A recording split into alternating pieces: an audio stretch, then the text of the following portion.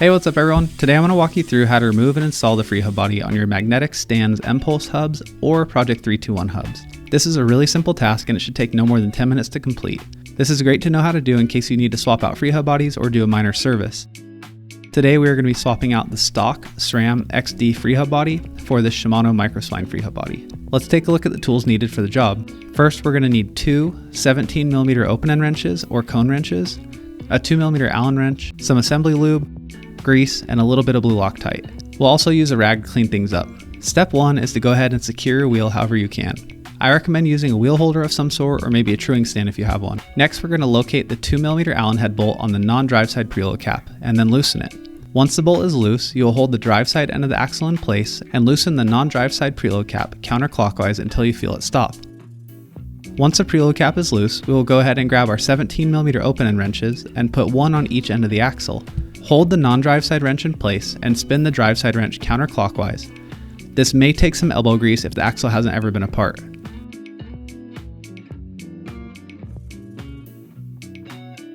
Once the drive side end cap is removed, you can now pull the Freehub body out of the hub shell.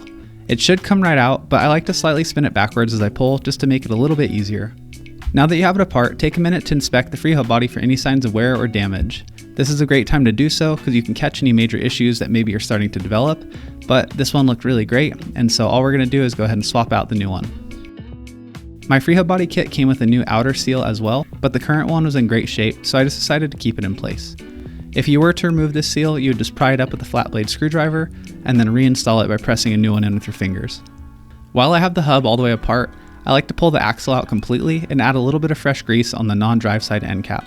This just helps keep things smooth and also reduces the chance of moisture getting into the bearings.